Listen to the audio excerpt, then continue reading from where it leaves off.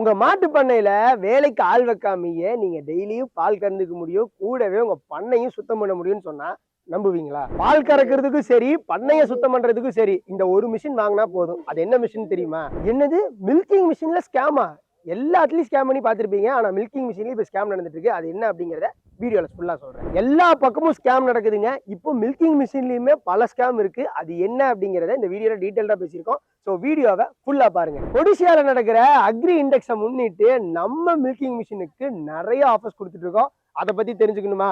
வீடியோக்குள்ள போலாம். வணக்கம் விவசாய பெருமக்களே. இன்னைக்கு நம்ம இந்த வீடியோல என்ன பார்க்க போறோம் அப்படின்னு பார்த்துட்டீங்கன்னா, பண்ணை வச்சிருக்கிறவங்க, அதுவும் மாட்டு பண்ணை வச்சிருக்கிறவங்களுக்கு மிகப்பெரிய பிரச்சனை என்ன தெரியுங்களா? பால் கறக்கிறது. அதுதான் முக்கியமான வேலை. ஆனா அது பெரிய தலைவலி. ரெண்டாவது தலைவலி என்னன்னு பார்த்தீங்கன்னா, அந்த பண்ணையை சுத்தமா வச்சுக்கணும். ஏன்னா உயிரினங்கள் இருக்கிற இடம். ஸோ இந்த மாதிரி இருக்கிற இடத்துல நம்ம சுத்தம் பண்ணணும்னு நினைச்சா நமக்கு டைம் இருக்காது. அப்படியே இருந்தாலும் ஒரே ஆளா எல்லா வேலையும் பார்க்க முடியாது. அதுக்காக நம்ம என்ன பண்ணுவோம்? ஆளை தேடி அலைவோம். அப்படியே நம்ம கஷ்டப்பட்டு ஆளை கண்டுபிடிக்கிற மாதிரி இருந்தாலும் ஆளுங்க கிடைக்க மாட்டாங்க. அப்படியே கிடைச்சாலும் கண்டிப்பா அவங்களோட கூலி அப்படிங்கிறது ரொம்ப ரொம்ப அதிகமா இருக்கும். நம்ம பண்ணையில வரக்கூடிய லாபத்துல பாதி அவங்களுக்கு கூலியாவே போயிடும். சரி, இந்த பிரச்சனைலாம் இருக்கக்கூடாது அப்படின்னா நம்ம என்ன பண்ணுவோம்? அடுத்த ஐடியாவே நமக்கு வர்றது ஒரு மில்கிங் மிஷினை வாங்கி நம்ம ஆரம்பிக்கிறது தான். ஆனா மில்கிங் மிஷின்ல வாங்குறது பெரிய பிரச்சனையா இருக்குது. ஏன்னா பல மார்க்கெட் இருக்கு. அந்த மார்க்கெட்லயும் ஏகப்பட்ட மாடல்ஸ் இருக்கு. ஸோ இந்த மாதிரி சொல்லிக்கிட்டே போகலாம். ஸோ ஒரு நல்ல மில்கிங் மிஷினை எப்படி பார்த்து வாங்கணும், எங்க வாங்கணும், எதுக்காக வாங்கணும் அப்படிங்கிறத பத்தி டீட்டெயில்டா இந்த வீடியோல பேசியிருக்கோம். ஸோ ஸ்கிப் பண்ணாம வீடியோ ஃபுல்லா பாருங்க.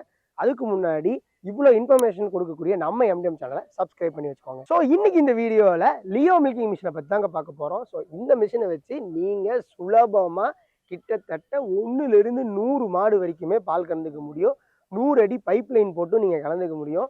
அது மட்டும் கிடையாது. ஸோ இந்த மில்கிங் மிஷினோட நாங்கள் அட்டாச்மெண்ட்டாக ஹெச்டிபி பம்பையுமே கொடுத்துருவோம். ஸோ அதனால நீங்கள் உங்கள் பண்ணையை சுத்தம் பண்ணுறதுக்கு இந்த பம்பையே யூஸ் பண்ணிக்க முடியும். சரி, ஓகேப்பா, இது பேசிக். ஸோ இந்த மிஷினில் என்ன டெக்னாலஜி நாங்கள் யூஸ் பண்ணியிருக்கோம். ஸோ அது மட்டும் கிடையாது, மார்க்கெட்லேயே வச்சு நம்மகிட்ட தான் ரேட்டு கம்மி. மார்க்கெட்லேயே வச்சு நம்மக்கிட்ட மட்டும்தான் இவ்வளவு குவாலிட்டியாக இருக்குது. ஏன்னா நம்ம ஓன் மேனுஃபேக்சரிங். ஸோ இதை பற்றி இனி டீட்டெயில்டாக பேச போகிறோம். ஸோ ஒரு நோட் எடுத்து வச்சு நோட் பண்ணி வச்சுக்கோங்க. ஏன்னா நீங்கள் இன்னொரு பக்கம் போய் கம்பேர் பண்ணி பார்க்குறீங்க வேறு கம்பெனியில் அப்படின்னாலும் உங்களுக்கு இந்த நோட்ஸ் யூஸ்ஃபுல்லாக இருக்கும். ஏன்னா வேறு யாருக்கிட்டையுமே இந்த அளவுக்கு குவாலிட்டியாகவும் ரேட்டு கம்மியாகவும் மிஷின் இருக்காது. ஸோ இப்போ ஒவ்வொன்றா பார்த்தலாம் நம்ம மிஷினோட ஸ்பெஷல் என்னென்னு. ஃபர்ஸ்ட் விஷயம், இது ஒரு பல்செட்ரு மாடலுங்க. ஆமாங்க, இது ஒரு பல்செட்ரு மாடல். இதுவே போதுமானது. ஆனால் மற்ற கம்பெனிக்கு நமக்கு என்ன வித்தியாசம் பல்செட்ருன்னு பார்த்துட்டிங்கன்னா, நம்மக்கிட்ட மட்டும்தான் வாட்டர் ப்ரூஃப் பல்செட்ரு இருக்குது. நீங்கள் வீடியோவில் பார்த்தாலே தெரியும். தண்ணியே ஊற்றினாலும் நம்ம பல்செட்ருக்கு ஒன்றாகாது. சரி, மேலே பார்க்க நல்லா பலன்னு இருக்கே, உள்ள என்ன யூஸ் பண்ணியிருக்கீங்கன்னு கேட்டிங்கன்னா, அதுவுமே நாங்கள் எஸ்எஸ்ல தான் கொடுத்துருக்கோம். ஏன்னா பிளாஸ்டிக்கில் கொடுத்தா சீக்கிரம் தேஞ்சு போயிடும், எம்எஸ்ல கொடுத்தா துருப்பிடிச்சு போயிடும். ஸோ இந்த பிரச்சனைலாம் வரக்கூடாது அப்படிங்கிறதுனால தான் மேலேயும் சரி உள்ள யூஸ் பண்ணியிருக்கிற மெட்டீரியலும் சரி ப்ராப்பர் ஃபுட் கிரேட் எஸ்எஸ் கொடுத்துருக்கோம். ஸோ அதனால தேயிற பிரச்சனை, துருப்பிடிக்கிற பிரச்சனை, இந்த மாதிரி பிரச்சனை எதுவுமே வராது.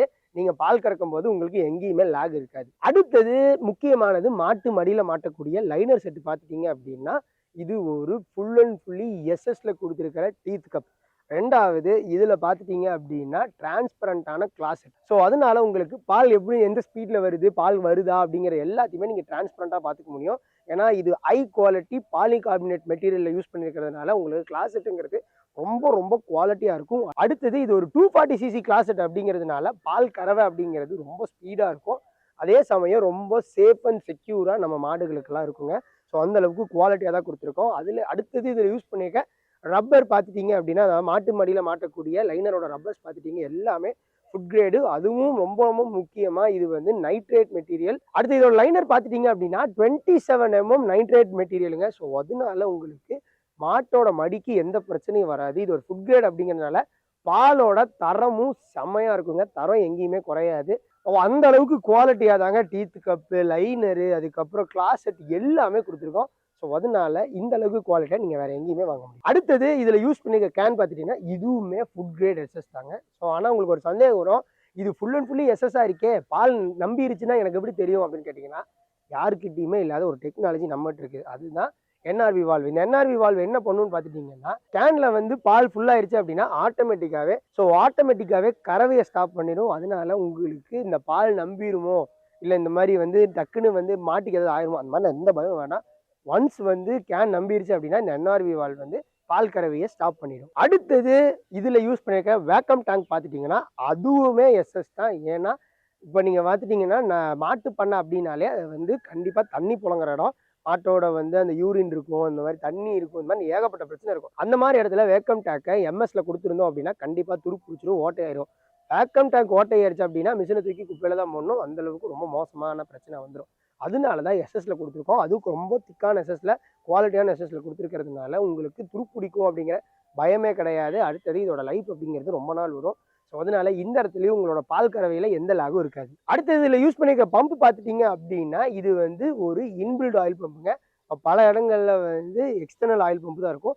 இது இன்பில்ட் ஆயில் பம்ப். ரெண்டுக்கு என்ன வித்தியாசம்னு பார்த்தீங்கன்னா எக்ஸ்டர்னல் ஆயில் பம்பாக இருந்துச்சு அப்படின்னா நீங்கள் ஆயில் செட் பண்ணணும், கரெக்டான அளவை செட் பண்ணணும். ரொம்ப அதிகமாக போயிருச்சு அப்படின்னா லோடு அதிகமாகி ஆஃப் ஆயிரும். கம்மியாக போயிருச்சு அப்படின்னா இது வந்து பம்ப் வந்து சீஸ் ஆயிரும். ஏன்னா ஆயிலோட அந்த ஃப்ரிக்ஷன் பத்தாமல் சீஸ் ஆகக்கூடிய வாய்ப்பு இருக்குது. ஆனால் இதுவே இன்பில்ட் ஆயில் பம்ப் போயிட்டீங்க அப்படின்னா அதுவே ஆட்டோமேட்டிக்காக எவ்வளோ ஆயில் வேணுங்கிறத எடுத்துட்டு உங்களுக்கு எங்கேயுமே எந்த லாகும் இல்லாமல் நீங்கள் பால் கறவையை வந்து ரொம்ப சுலபமாக பண்ணிக்க முடியும். ஸோ அதனால தான் இது இன்பில்ட் ஆயில் பம்பாக நாங்கள் ரெடி பண்ணியிருக்கோம். அடுத்தது இதில் யூஸ் பண்ணியிருக்க மோட்டர் அப்படின்னு பார்த்துட்டிங்கன்னா மோட்டர் ரொம்ப ரொம்ப முக்கியம். அதனால தான் இதை வந்து ப்ராப்பர் காப்பர் வைண்டிங் மோட்டர்ஸாக கொடுத்துருக்கோம். இந்த மோட்டருமே ஓன் மேனுஃபேக்சரிங். என்னப்பா பல இடங்கள்ல போனால் நல்லா பிராண்டட் மோட்டர்ஸ் போடுறாங்களே, நீ ஓன் மேனுஃபேக்சரிங் மோட்டர் அப்படிங்கிறீங்களா? அதுலேயும் ஒரு பெரிய ப்ளஸ் இருக்குது. ஏன்னா ஓன் மேனுஃபேக்சரிங் மோட்டர்ஸ் பண்ணும்போது தான் பம்புக்கு எந்த அளவுக்கு லோடு வேணுமோ அந்த அளவுக்கு ஏற்ற மாதிரி தான் நம்ம மோட்டர்ஸை ரெடி பண்ணுவோம். ஸோ அதனால ஓவராக சுற்றுச்சு அப்படின்னா பம்பு வந்து லைஃப் ரொம்ப கம்மியாயிரும். மோட்ரு ரொம்ப ஸ்லோவாக சுற்றுச்சு அப்படின்னா பால் கறவை வந்து ரொம்ப ஸ்லோவாகிடும். ஸோ இந்த பம்புக்கு எந்த அளவுக்கு லோடு வேணுமோ அந்த அளவுக்கு ரொம்ப குவாலிட்டியான மோட்டர்ஸை நம்ம ஓன் மேனுஃபேக்சரிங் பண்ணும்போது தாங்க பண்ண முடியும். அது மட்டும் கிடையாது, இதில் டிஓபி இருக்குது, அதாவது தெர்மல் ஓவர் ஹீட் ப்ரொடக்ஷன் இருக்குது. ஸோ மோட்ரு ஓவர் சூடாயிருச்சு, கண்டினியூஸாக கிட்டத்தட்ட ஒரு 4 மணி நேரம் 5 மணி நேரம் ஓட்டிட்டீங்க அப்படின்னா சூடாயிருச்சு அப்படின்னா மோட்ருக்கு ஆயில் போகுது, இந்த மாதிரி பிரச்சனைலாம் வராது. ஏன்னா இதில் டிஓபி இருக்கிறதுனால ஆட்டோமேட்டிக்காக மோட்ரு சூடாகும் போது ஆஃப் ஆயிரும். அடுத்தது எப்போ கூல் டவுன் ஆகுதோ அப்போ தான் மோட்ருங்கிறது ஆன் ஆகும். ஸோ அதனால உங்களுக்கு இந்த இடத்துலையும் எந்த லாகும் இல்லாமல் நீங்கள் பால் கறந்துக்க முடியும். அடுத்தது உங்களுக்கு ஒரு சந்தேகம் வரும், கரண்ட் இல்லாத டைமில் இந்த மிஷினை வாங்கி வச்சிட்டோம்னா அது ஒரு பெரிய பிரச்சனையாக போயிருமேப்பா அப்படின்னு கேட்டிங்கன்னா அதுவுமே கிடையாது. உங்களுக்கு இன்ஜின்லேயுமே நாங்கள் இதை கொடுத்துக்கிட்டு இருக்கோம். 6 HP இன்ஜினில் நாங்கள் இந்த மிஷினை கொடுத்துக்கிட்டு இருக்கோம். ஸோ அதனால் எந்த இடத்துல வச்சுருந்தாலும் நீங்கள் பெட்ரோல் மட்டும் இருந்தால் போதுங்க, நீங்கள் இந்த மிஷினை ஓட்டிக்க முடியும். ஸோ இந்த அளவுக்கு குவாலிட்டி, ஸோ இந்த அளவுக்கு சூப்பரான டிசைன் தான் பண்ணியிருக்கோம். ஸோ எந்த நேரத்துலையும் உங்களோட பால் கறவை அப்படிங்கிறது ஸ்டாப் ஆகவே கூடாதுங்கிறது எங்களுக்கு தெரியும். அதனால தான் இதை கரண்ட்லேயும் யூஸ் பண்ணிக்க முடியும், கூடவே இன்ஜின்லேயும் யூஸ் பண்ணிக்க முடியும். ஸோ அந்த அளவுக்கு சூப்பரான டிசைன் தான் நம்ம எம்டிஎம்ல கொடுத்துருக்கோம். முன்னாடியே ஒன்று சொல்லியிருந்தேன், மில்கிங் மிஷினில் ஸ்கேம் நடக்குது அப்படின்னு. என்னப்பா சொல்கிறீங்க, மில்கிங் மிஷினில் ஸ்கேமா அப்படிங்கிற டவுட் உங்களுக்கு இந்த ஃபுல் வீடியோ ஃபுல் வீடியோ பார்த்துருந்தீங்கனாலே உங்களுக்கு இந்த டவுட் இருக்கும். ஸோ அது ஏன் அப்படின்னு சொல்கிறேன். இப்போ பல இடங்கள்ல என்ன பண்ணுறாங்கன்னா ஓன் மேனுஃபேக்சரிங் மிஷின் வாங்க, எந்த ஒரு வீடியோலையும் வந்து மேனுஃபேக்சரிங் யூனிட்டை காமிச்சிருக்கவே மாட்டாங்க. நம்ம எம்டிஎம்ல மட்டும்தான் மேனுஃபேக்சரிங் யூனிட் காட்டுறோம். ஏன்னா நம்ம மட்டும்தான் தமிழ்நாட்டிலேயே ஓன் மேனுஃபேக்சரிங். சரி, அப்போ அவங்கெல்லாம் ஓன் மேனுஃபேக்சரிங்கிறாங்களே அப்படின்னு கேட்டிங்கன்னா எல்லாமே ஒன்றா சைனா இம்போர்ட் பண்ணியிருப்பாங்க, அப்படி இல்லைன்னா நார்த் சைட்லேருந்து வாங்கியிருப்பாங்க. அது எல்லாமே குவாலிட்டி ரொம்ப ரொம்ப கம்மியாக இருக்கும். ஏன்னா எங்களோட ப்ரைஸுக்கே மிஷினை வெளியே வாங்கி விற்கிறாங்க அப்படின்னா நீங்களே யோசிங்க அது எந்த அளவுக்கு குவாலிட்டி கம்மியான மிஷினாக இருக்கும் அப்படின்னு. ஸோ அதனால தான் சொல்கிறோம், ஓன் மேனுஃபேக்சரரா அப்படிங்கிறத செக் பண்ணி பார்த்து வாங்குங்க.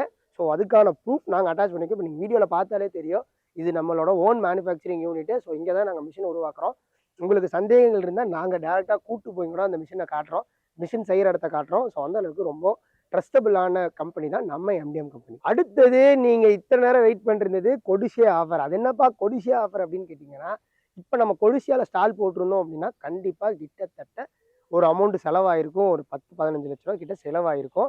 ஸோ அது எல்லாத்தையுமே அந்த செலவெல்லாம் வேஸ்ட் பண்ணாமல் அதை நாங்கள் இப்போ ஆஃபராக கொடுத்துட்டு இருக்கோம். இன்னைக்கு நீங்கள் நம்ம எம்டிஎம்ல நீங்கள் இந்த மிஷினை வாங்கினீங்க அப்படின்னா 13, 14, 15 இந்த டைமில் நீங்கள் கால் பண்ணி இந்த மிஷினை புக் பண்ணீங்க அப்படின்னா 10,000 ரூபா வரைக்குமே ப்ரைஸ் டிஸ்கவுண்ட் கொடுத்துட்டு இருக்கோம். ஸோ டைம் வேஸ்ட் பண்ணாதீங்க, இப்போ ஸ்கிரீன்ல தெரிய நம்பருக்கு கால் பண்ணுங்கள்.